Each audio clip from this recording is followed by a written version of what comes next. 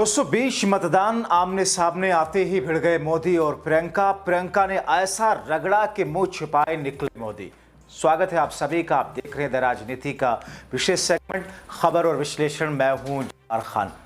क्या आपने कभी सोचा है कि एक दूसरे के धुर विरोधी मोदी और प्रियंका जब आमने सामने होंगे तो किस किस्म का दृश्य होगा? 6 नवंबर को पहले चरण के मतदान के बीच में ऐसा क्या हुआ कि मोदी और प्रियंका आपस में भिड़ गए और फिर उसके बाद देश में एक अलग तरह का नजारा दिखने लगा। दोस्तों, एक तरफ बिहार की किस्मत बदलने के लिए पहले चरण की 122 सीटों पर जनता प्रत्याशियों की किस्मत का फैसला कर रही है। तभी एक ऐसी घटना हुई जब मोदी और प्रियंका गांधी आमने सामने हुए और फिर उसके बाद जो हुआ उसने बिहार से लेकर देश में बीजेपी मोदी नीतीश शाह के लिए मुंह छिपाने जैसा कर दिया। दोस्तों, शायद मोदी या उनके समर्थकों ने सोचा ना होगा कि प्रियंका इस तौर पर बिना लिहाज के रगड़ेंगी और मोदी तो छोड़िए बीजेपी की कलई खुल जाएगी, क्योंकि मोदी ने जैसे ही 20 साल पहले के बिहार का जिक्र कर वोटरों को डराकर भ्रमित करके अपने गठबंधन की तरफ उन्हें खींचने की कोशिश की। जैसे ही कहा कि 20 साल पहले के 15 साल के जंगल राज ने बिहार को बर्बाद कर दिया, एक भी पुल बिहार में उस 20 साल के 15 साल के जंगल राज में नहीं बना। प्रियंका ने फौरन कहा, मोदी जी 3 साल में 27 पुल गिर गए। आपकी सरकार कमीशन भ्रष्टाचार के चक्कर में जनता की जानें लेती रही, उनके खून पसीने के टैक्स की कमाई चूसती रही। 15 साल के जंगल राज में बिहार में कितने एक्सप्रेसवे बने? कितने एक्सप्रेसवे बने? जरा जोर से बताइए, कितने एक्सप्रेसवे बने? कितने एक्सप्रेसवे बने? जीरो मतलब शून्य, नील बटे सन्नाटा। क्या आप जानते हैं 15 साल के जंगल राज में बिहार में कोसी नदी पर कितने पुल बने? कितने पुल बने? जरा जोर से बताइए, कितने पुल बने? कितने पुल बने? देखिए, पत्रकार मुस्कुरा रहे हैं आज। 0, शून्य, एक भी नहीं बना। क्या आप जानते? और आपके लिए इतना भी आदर नहीं है, इतना भी सम्मान नहीं है कि आप बिहार की जनता हो।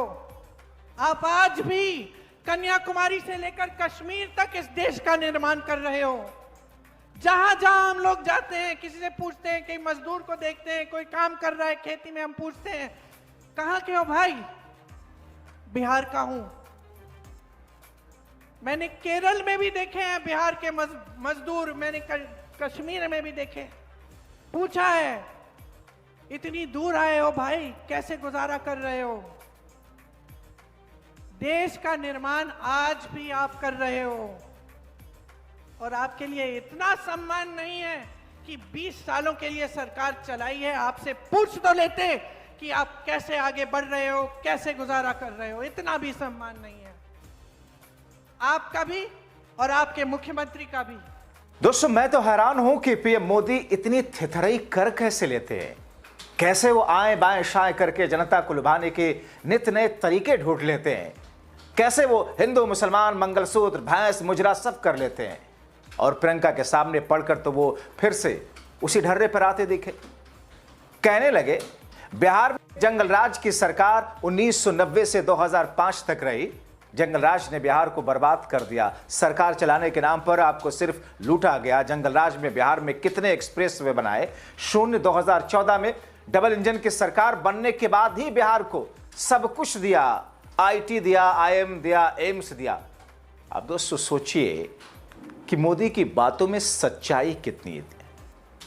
अब आप तय कीजिए, बिहार चुनाव और मतदान में चल क्या रहा है? कैसे बीजेपी, एनडीए, मोदी, शाह, योगी, यहां तक कि मोहन यादव जैसे लोग पूरा का पूरा ध्यान इनका सांप्रदायिक बिंदुओं, थेथरई वाले जबरदस्ती के मुद्दों पर सारा फोकस करते दिखे। हैरानगी इस बात की है कि हमारा गटर मीडिया उसी को ग्लोरीफाई करता रहा, विपक्ष को ही उल्टे कटघरे में खड़ा करता रहा। मगर जब मतदान के दिन मोदी ने अपने आम सामने प्रियंका को पाया तो मानो मोदी साहब की सारी राजनीतिक अकड़ ढीली हो गई। दोस्तों, मगर इस बीच जवाब में प्रियंका ने कैसे नहले पर दहला किया है उसे भी जान लीजिए। पीएम मोदी के हमले का जवाब देते हुए प्रियंका ने प्रहार करते हुए जिस अंदाज में कहा कि 3 साल में 27 पुल गिरे, फिर भी मोदी जी को शर्म नहीं आती। गुजरात में इंडस्ट्री, बिहार के लोगों को मजदूर बनाने की बात, शिक्षा स्वास्थ्य के लिए बिहार के लोगों को पलायन करवाते हैं, फिर भी थथरई करते हुए वाहवाही लूटने के लिए भ्रम फैलाते हुए हिंदू मुस्लिम करते हैं। इसलिए जरूरी है बिहार के लोगों को इस देश में अपनी भागीदारी समझनी पड़ेगी। आपको समझना होगा कि इस देश को बनाने वाले आपके पूर्वज हैं। जब यहां रास्ता तक नहीं था, प्रियंका कहती हैं कि उस वक्त आपके पूर्वज इतने बड़े अंग्रेजों के साम्राज्य से लड़ रहे थे। जब महात्मा गांधी जी को यह बात पता चली तब उन्होंने प्रेरित होकर के यहीं से सत्याग्रह की शुरुआत की। युवा लगातार परीक्षा देते रहे, लेकिन बार बार पेपर लीक हो जाता है। परीक्षा और नियुक्तियों के इंतजार में युवाओं के जीवन के साल बर्बाद होते हैं। मगर इन्हें क्या फर्क, ये तो 27,000 रुपए किलो मशरूम खाने और 5 लाख का चश्मा पहनने, 10 लाख का सूट पहनने में व्यस्त है। जो घुसपैठिए हैं, एक एक की पहचान कर रही है और घुसपैठियों को देश से बाहर निकालने में जुटी है। लेकिन ये आरजेडी वाले, ये कांग्रेस वाले, ये लोग घुसपैठियों को बचाने में जुटे हैं। ये घुसपैठियों को बचाने के लिए भांति भांति के झूठ फैलाते हैं, गबगोले फेंकते रहते हैं, लोगों को गुमराह करने के लिए राजनीतिक यात्राएं निकालते हैं। साथियों, आप मुझे बताइए, आप मुझे जवाब देंगे नौजवानों? आप मुझे जवाब देंगे?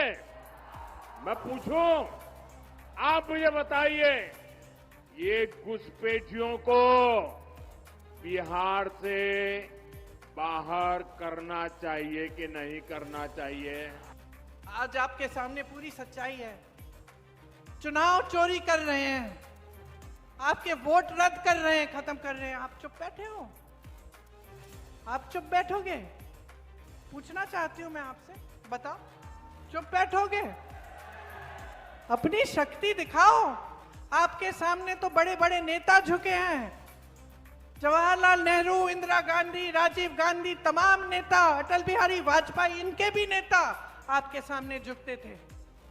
और आज ऐसे नेता जिनका इतना अहंकार हो गया है कि आपके लिए 20 सालों से कुछ नहीं किया, आपके सामने आके कहते हैं आपको 10,000 रुपए भेज देंगे, वोट दे देना। आपके सामने आकर चुनाव के समय कहते हैं कि हम 50 करोड़ रुपए, 75 करोड़ रुपए आपको पकड़ा देंगे।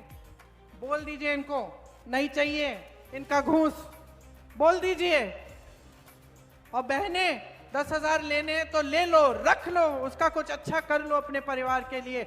लेकिन ये समझ लो कि वोट इस धरती के लिए, ये हमारी माता है, इस देश के लिए, अपने बच्चों के भविष्य के लिए, अपने परिवारों के लिए डलना चाहिए। जो विकास करेगा, जो काम करेगा, जो आपको सम्मान देगा, जो आपकी परिस्थितियों को समझेगा, उसको दो अपना वोट। जाहिर तौर पर दोस्तों, यह स्थिति जो कुछ बताई जा रही है, यह स्थिति बिहार की कोई अलग सी स्थिति क्रिएट की हुई नहीं है। बिहार की जमीनी हकीकत है। और दरअसल इसी जमीनी हकीकत से, सच्चाई से मुंह मोड़ने के लिए, छुपाने के लिए सिर्फ और सिर्फ लोगों का ध्यान 20 साल पहले के उस दौर की तरफ ले जाकर के अपनी सत्ता को फिर से बचाए रखने की जुगत है ये एनडीए की। क्योंकि इनको पता है कि अगर जनता जागरूक होकर के अपने लिए, अब सोचिए दोस्तों, 20 साल पहले, यानी कि जो फर्स्ट टाइम वोटर इस बार का है, जो 18 वर्ष का हुआ है, 19 वर्ष का हुआ है, उसको तो पता ही नहीं कि 20 साल पहले क्या हुआ था। मगर अब उसी 20 साल की दुहाई दे करके ये अपनी सरकार बचाना चाहते हैं। मतदान चल रहा है, अगले दौर का मतदान बाकी है, मगर आप कुछ ऐसा मत कीजिए जिससे आपको लगे काश ऐसा किया होता। इसलिए गलती से गलती कर करके सीखिए। एक ऐसा मौका है जब आप खुद को, परिवार को, अपने नस्लों को कुछ दे सकते हैं। फैसला लीजिए, बिहार के लिए ठीक क्या है।